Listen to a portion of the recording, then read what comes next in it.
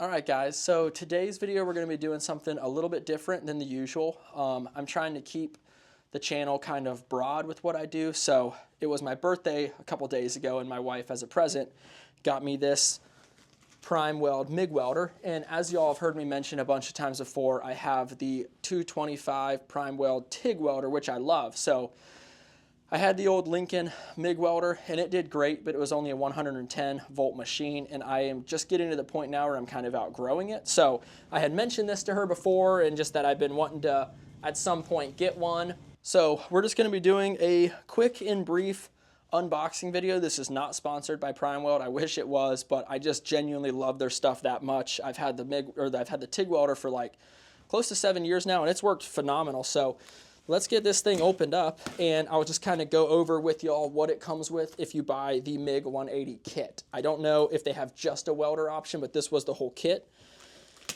Now we will get it opened. And it looks like so far they've got it packaged up pretty well.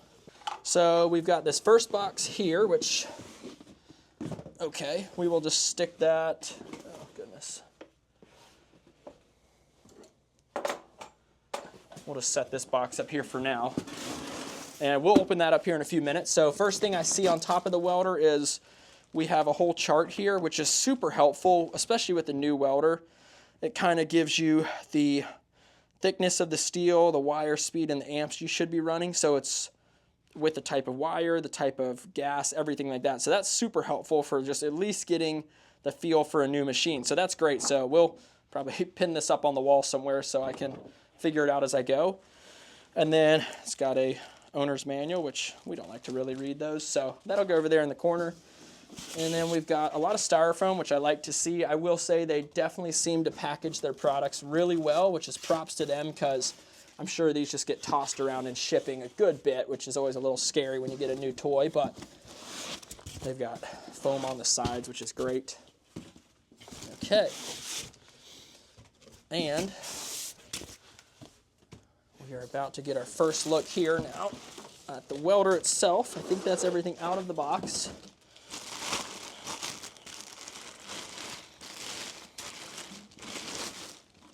Okay.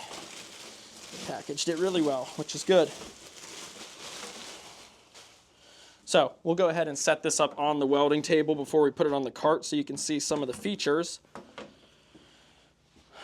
Okay, now let's go over here to the box and see what they gave us in here. So again, this is the MIG 180 kit. So it's their 180 amp machine with a box I can't even open. But it comes with a whole variety of accessories, obviously the MIG torch. So the first thing it comes with, which I've always thought this to be kind of cute, and I guess, you know, it's better they give you something than nothing, but okay. Comes with this really cute little handheld welding face shield, which is adorable. We obviously will not be using that, but maybe I'll just keep it off to the side in case someone's watching me weld or something and they just want to peek through a visor instead of put on a whole mask. So they provide you with that at least, and a little slag brush, which these are also terrible. No offense, PrimeWeld, those are the worst brushes in the world. So the next package we came to first is the MIG torch, which is their 10-foot torch. So this is the first couple things in with the MIG bag, some tips, a little tip tool, and then I'm not entirely sure what this guy is actually for yet, but we'll figure that out here shortly. And then next up we have the actual MIG torch. So this is what the MIG torch looks like, which I really like the rigidity of the hose, yet it's still very flexible. So it's got a gas lens on it already, and it's got a tip, which is a point, I don't know, I can't read the tip, but we'll figure that out later. And it's got the gas cup on there, diffuser, everything like that. And then I love how PrimeWeld has these quick style fittings. They're super nice. And then it looks like that's where that little wire accessory actually went into. So we'll set that off to the side for now. It also comes with a stinger for, like, if you wanted to do some stick welding, which I already do have one of these. My TIG setup came with it as well.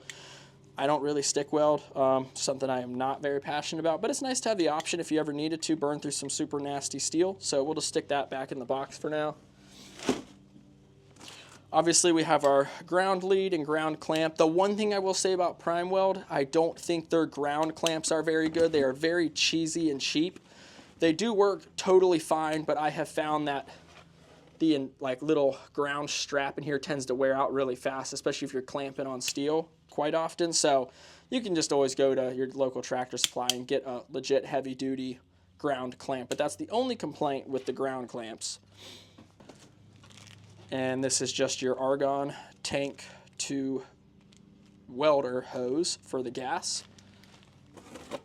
They send these really sweet adapters, so if you're in a spot where you are only have access to 110 volt, this is your typical just 110 wall plug with the 240 that goes from the machine. So again, this is a 220 or 110 volt machine. So if you're worried about not having 220, this thing will still weld and weld really hot even on 110. I'm very impressed by how warm these guys can weld on just 110, so that's huge.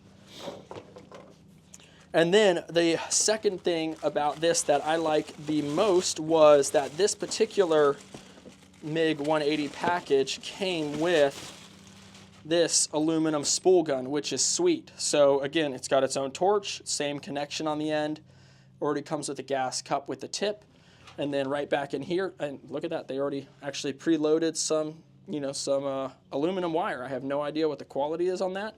So as you can see in here, they've got the rollers up in the head. So this is basically like half of the welder, and then it's just using the power from the welder. So it's a little bit bulky. I mean, it's not a small unit, but that'll allow you to hook up and do some aluminum and things like that really easily, which is great because these are, as a standalone unit, fairly expensive. So we will leave that in the box for now. And it looks like they actually sent some spool gun instructions for the actual aluminum spool gun, because not every part is interchangeable between the MIG torch and the spool gun. And we have two more little boxes here. And so they sent us some 0.8 millimeter. And then this is the last box. So whatever they got in here, okay, that's really cool. So they actually send a gas flow meter for your gas bottle. So if you don't have one of these, you get all of this in the kit. I didn't pay any extra for this. This is just what the kit included. There were no add-ons or anything like that. So again, I don't know what the quality of this is, but I run Chinese, regulators on all my stuff, and they're close enough to get you going down the road anyways. So I already have one on my MIG gas bottle right now, so we'll leave that one in the box, but we'll probably swap that over. All right, so that's pretty much it for the unboxing. This is the whole assembly. Again, it's probably, I don't know, maybe 30, 40 pounds, so it's not overly heavy. Right here on the front, you can see if we pan in here a little bit. So now that we're in a little closer, you can see right here we have the amperage. So the one that's got the little cord end on it is your amperage. And then this is your wire speed in inches. So fully adjustable LED displays. Right here is where you switch from MIG to stick, and down here is where you can do the 2T or 4T, which I'm not super familiar with that exact setting right now, but we'll look more into that later. Right here you can see we have all of the ports that we plug everything into. You have your positive lead here, your negative lead right here, and then this is where that little cable goes that actually plugs into either the MIG gun or the aluminum specific gun. So you've got all your fittings right there, and then it looks like this is where your main torch is going to plug into. So, and then on the back here, we have our on-off breaker style switch, which when I first saw this, I wasn't in love with it on the TIG welder, but it's been flipped on and off 1,000 times, and I have not broken this little breaker, so I guess those are great.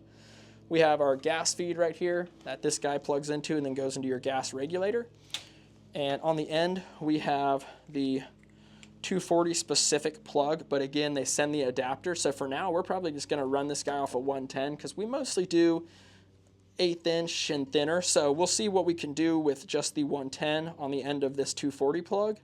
All right, so I did look at the manual real quick because I was a little confused by the setup here, but your MIG or your typical MIG or flux core torch is going to go up in this top outlet right here, and doesn't really seem like there's any specific way to put it in. It's going to go up in here, and you just back out this little wing nut that kind of clamps it all down, and then it looks like you just slide this guy in, and then it bottoms out on the nut.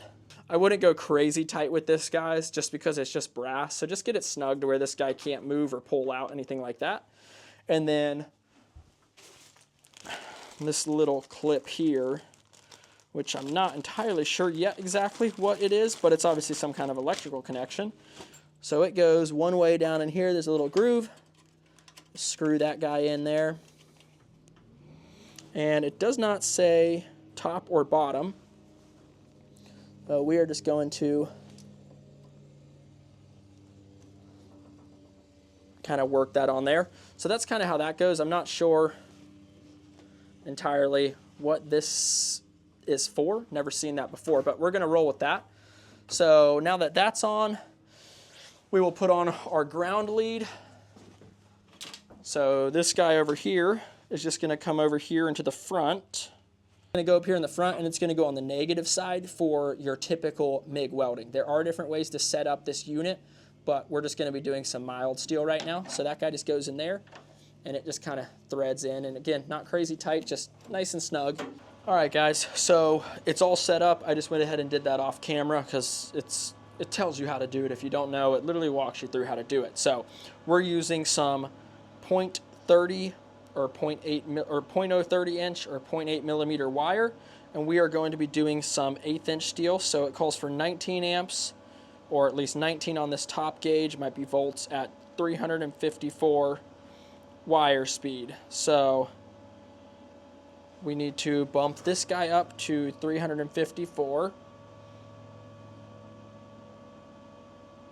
So we're at 19, just 19 even.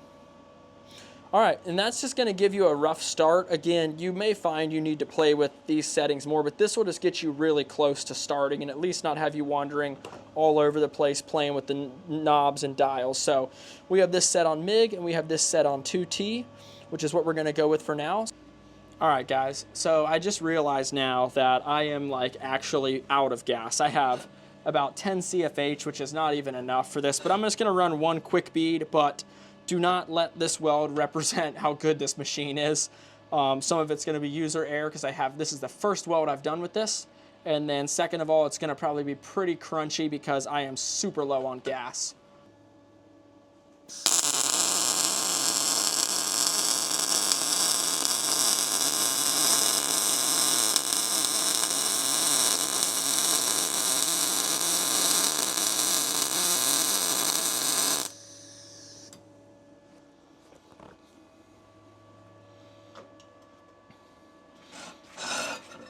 All right, so it's something.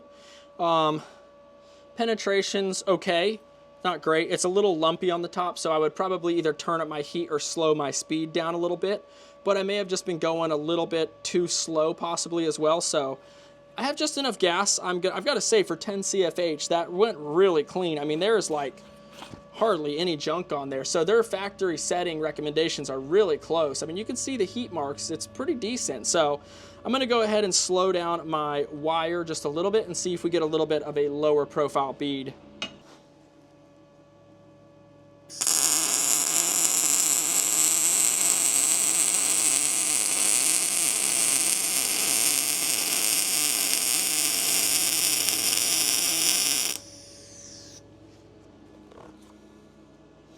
Yeah, I like that a little bit better. I like that better. Yeah, more heat. All right, guys, so I slowed it down about 10 backwards on the wire speed. Still pretty clean, and again, I don't even have enough gas to actually do this accurately, but I feel like I've got a better heat all the way around. So